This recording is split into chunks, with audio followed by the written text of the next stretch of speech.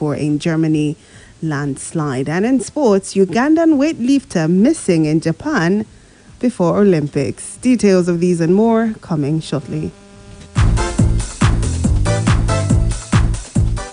The Senate has approved the conditional electronic transmission of electoral results. Senators had on Thursday voted publicly along party lines over Section 52, subsection 3 of the Electoral Act Amendment Bill, which deals with electronic transmission of poll results. At the end of the voting, 28 senators, mostly from the PDP, voted for the original amendment in the report, while 52 senators, mostly from the APC, voted for the amendment as proposed by Senator Sabi Abdullahi. This means the majority of senators voted that INEC may consider electronic transmission provided the national network coverage is adjudged to be adequate and secure by NCC and approved by the National Assembly. Earlier, the Senate was plunged into a rowdy session as lawmakers contested the amendment of Section 52, subsection 3 of the Electoral Act Amendment Bill.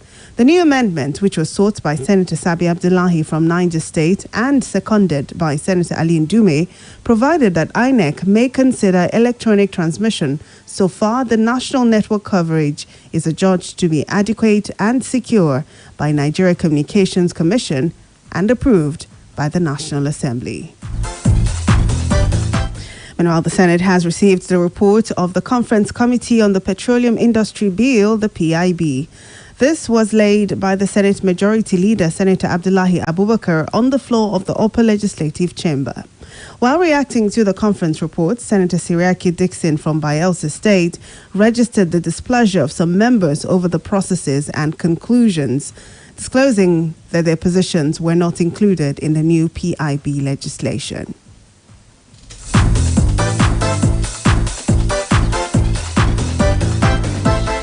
That on the day we concluded work on this bill, on that day, some of us disagreed with the processes, some of us disagreed with the conclusions, and some of us quietly took our leave of the chamber.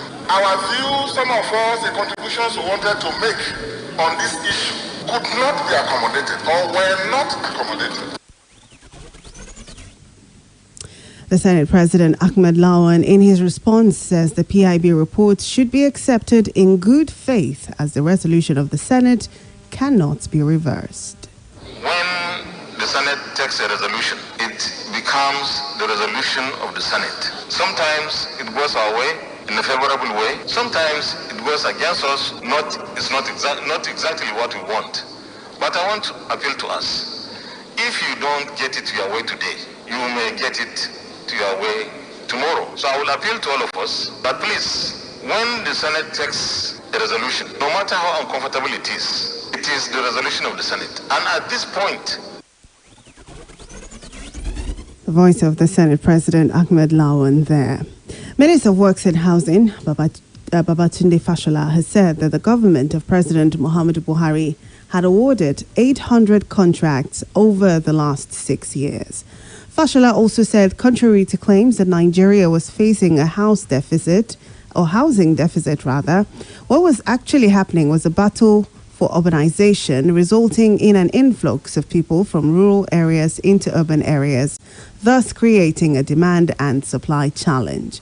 Fashola said this while speaking during the weekly ministerial briefing organized by the Presidential Communication Team at the Presidential Villa.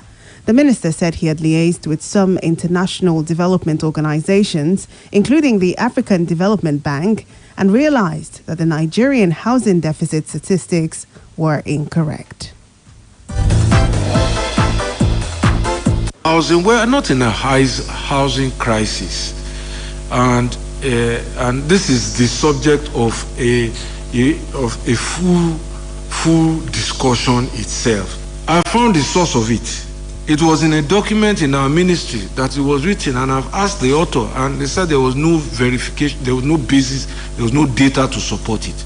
And it doesn't accord with logic either when you have so many empty houses in urban centers and urban cities to say no country has such a deficit. We're still on the news and back home now to Oyo State as part of efforts to put an end to the continuous rancor experienced in the selection process for market and traders leadership and administration in the state. The Oyo State House of Assembly has organized a public hearing for the leaders of various markets and traders association in Oyo State during the Oyo State Market Leadership Council Bill 2020, which is presently at the committee stage on the floor of the House.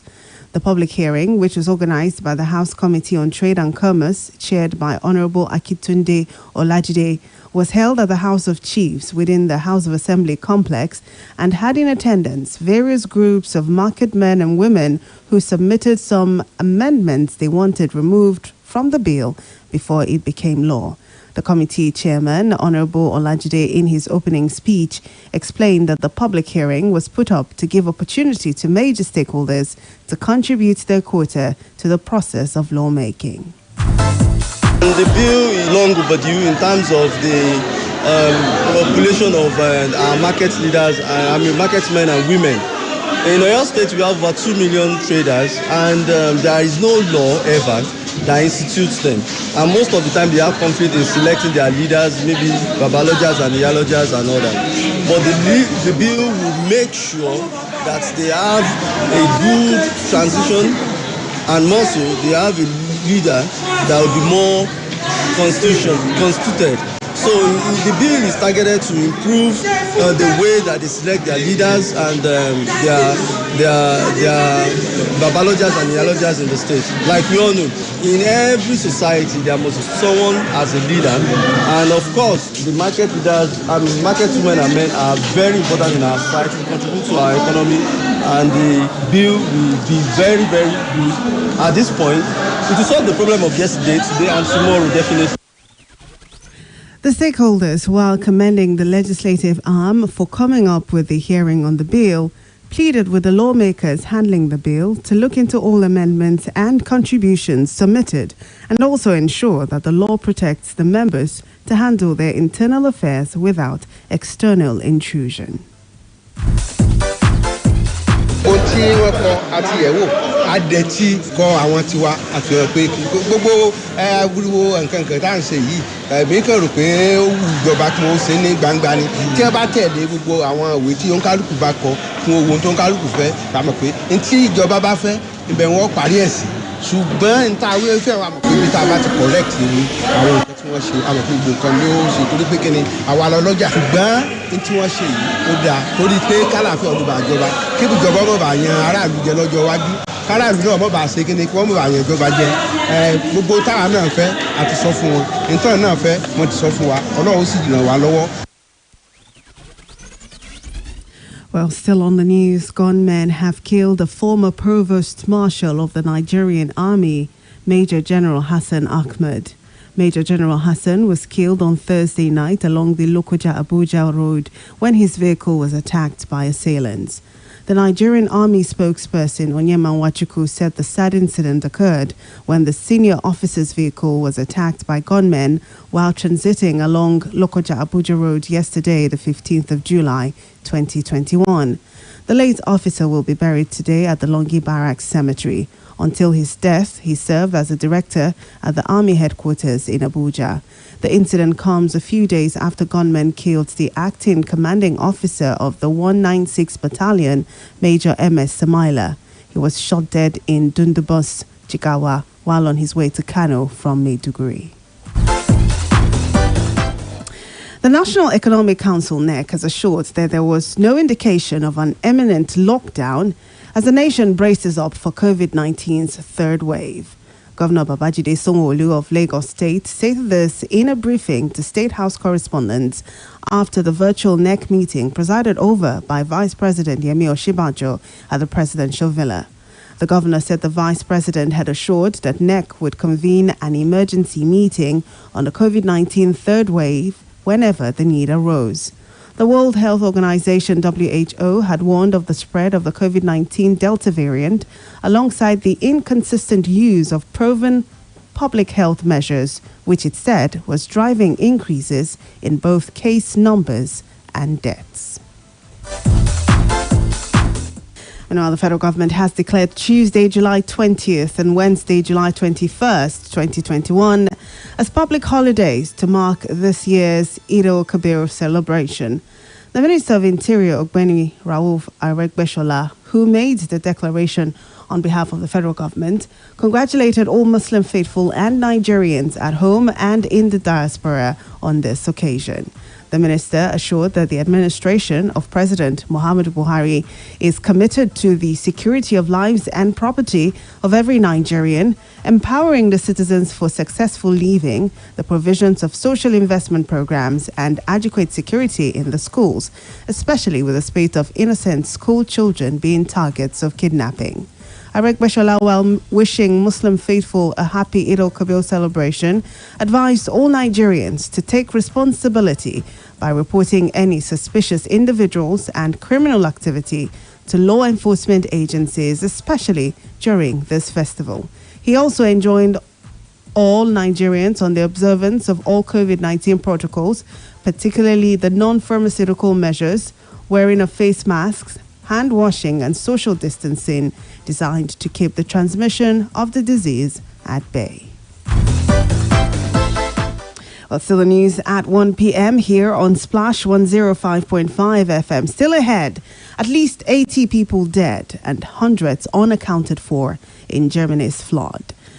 Ugandan weightlifter missing in Japan before the Olympics. We'll take a short break now. When we'll come back, we'll bring you details of these and other stories. Stay with us.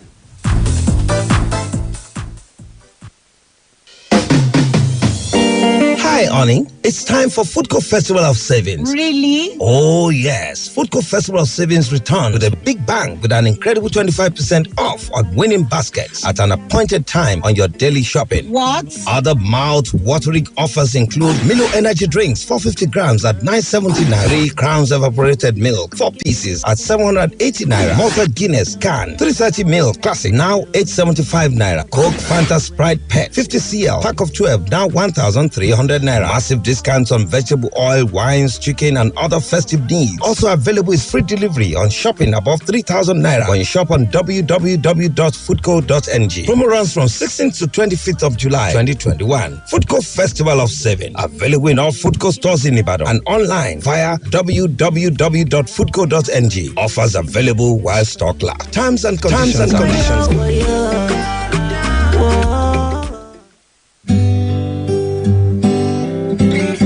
mọ̀nàmọ́ná a máa fúnni ní ìmọ́lẹ̀ a sì máa mú ìdẹ̀rùn wá láti wá dènà ìjàmbá iná mọ̀nàmọ́ná ojúlówó wáyà tàbí kébù ló yẹ ká fi fa iná nínú ilé lọ́fíìsì àti nínú ìlú Purchem wires and cables ní àwọn ilé-iṣẹ́ mọ̀nàmọ́ná àti àwọn agbaṣẹ́ṣe yàn láàyò ojúlówó ni kì í bó lára kò kì í jóná àbáàdì kì í kán sínú ó sì fini lọ́kàn balẹ̀ ìdí nìyí tí Standard Organization of Nigeria fi fòun tẹ̀tẹ̀ tí Nigeria Electrical Contractors náà fi dìbò fún bí copper cable ṣe wà ní aluminium cable ń bẹ nípele lówó tí kò gún pa Purchem wires and cables tó jẹ́ ọ̀kan lára àwọn ọmọ ẹgbẹ́ Kaman ló ṣe ojúlówó wires and cable jáde olú iléeṣẹ́ Purchem wires and cables limited wà ní Afrin's compound Fort Gate number 122/132 Oṣòdì Apapa Expressway Ìyànà Ìsọlọ̀ bus stop Lagos ẹ̀rọ ìbánisọ̀rọ̀ wọn ní 080-803-03257 Purchem wires and cables ìrọ̀rùn fi iná mọ̀nàmọ́ná.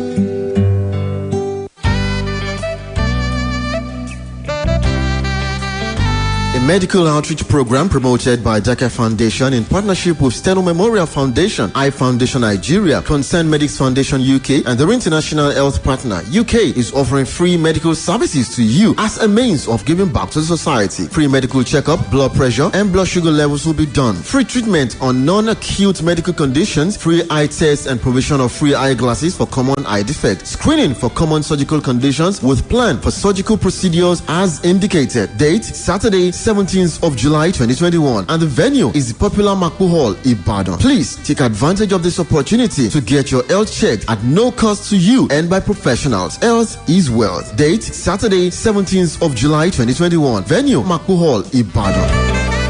This program is proudly promoted by Daka Foundation in partnership with Steno Memorial Foundation. Turn it up. Let's turn it up. Turn it up with Big B Live.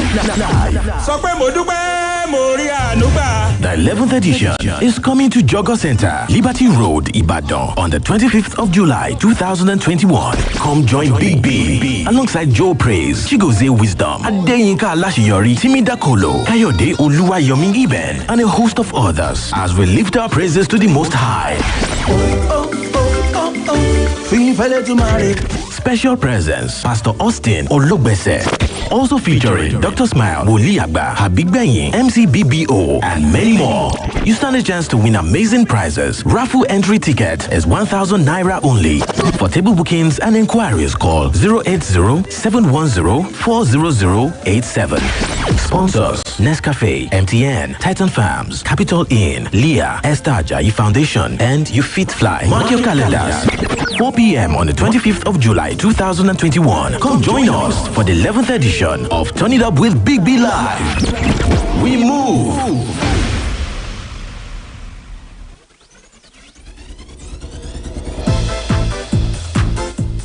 Well, thank you so much for staying with us here on the news at 1 p.m. on Splash 105.5 FM. Turning to the foreign scene now. At least 80 people have died and hundreds more are unaccounted for in Germany after some of the worst flooding in decades. Record rainfall in Western Europe caused rivers to burst their banks, devastating the region. Belgium has also reported at least 12 dead after the extreme weather, which political leaders have blamed on climate change. German Chancellor Angela Merkel has pledged full support for the victims. In Germany, the states of Rhineland-Palatinate and North Rhine-Westphalia were worst hit. During a visit to a hard-hit area, Armin Laschet, Premier of North Rhine-Westphalia, blamed the extreme weather on global warming, saying climate protection measures must be accelerated. The Netherlands is also badly affected with further flooding in Luxembourg and Switzerland. Authorities in Haiti have pushed back against reports that current government officials were involved in the killing of Haitian President Jovenel Moïse, calling them a lie. Head of Haiti's National Police, Leon Charles, denied a report from a Colombian-based private TV station that claimed interim Prime Minister Claude Joseph was the mastermind of the July 7th killing. The police warned of any propaganda to create a diversion, adding that the government has no evidence to support those claims. Haitian authorities have otherwise not been very forthcoming with information about who might have been behind the killing, suggesting that media reports implicating current officials had struck a nerve in the government. Meanwhile, U.S. President Joe Biden said that he will send U.S. Marines to bolster security at its embassy in Haiti, but that deploying American troops to stabilize the country is not on the agenda. Haiti's interim government last week asked the U.S. and the United Nations to deploy troops to protect key infrastructure following the assassination. 2 days before the assassination, Moïse announced that he had chosen a new prime minister, neurosurgeon Ariel Henry. But the new prime minister had not yet been sworn into office as at July 7th, and Joseph has insisted he's in charge of the government, a claim that has been recognized by the U.S. and others. And now to some sports. A Ugandan weightlifter has gone missing during an Olympic training camp in Japan 1 week before the Olympic Games open. The city of Izumisano said in a statement that authorities were searching for Julius Sekitoleko, aged 20, who failed to show up for a coronavirus test and was not seen in his hotel room. The statement said Sekitoleko was last seen shortly after midnight inside the hotel by a fellow athlete. He failed to conduct a required polymerase chain reaction PCR test by shortly after noon, and the alarm was raised when he was not found in his hotel room. Uganda's delegation arrived in Japan last month, headed for a pre-games training camp in Isumisano in the Osaka region. Still on the Olympics, Australian basketball player Lise Cambage has withdrawn from the Olympic team, citing mental health concerns and fears of heading into the bubble. Cambage, who plays for the Las Vegas Aces, said the fact that family friends and fans would not be in Tokyo to offer support was terrifying. The 29-year-old, a four-time WNBA All-Star, said she wanted to take care of herself mentally and physically. Kambe's withdrawal comes amid reports she was involved in an incident during a warm-up game against Nigeria in Las Vegas, where the Australian team is holding a pre-Olympics training camp. And just before we go, here's a quick recap of our major headlines. The Senate has approved conditional electronic transmission of electoral results. National Economic Council has allayed fears of imminent lockdown over COVID-19 third wave. On the foreign scene, we told you that at least 80 people have died and hundreds more are unaccounted for in Germany floods. In sports, you heard that Ugandan Olympic athlete has gone missing in Japan. For more details on the news, you can visit our website on www.splashfm1055.com. Now you can download the Splash FM mobile app on iOS, BlackBerry World, and Google Play Store to listen live, get news updates, and opinion poll. You can also report an event live to us through the iReports feature. To download, simply go to any of the stores mentioned and search for Splash FM 105.5 and then click to download.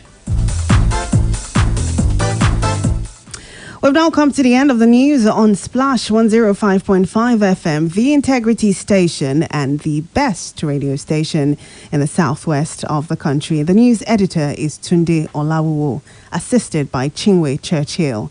I'm Charity Jerome. Good afternoon. Thank you for listening.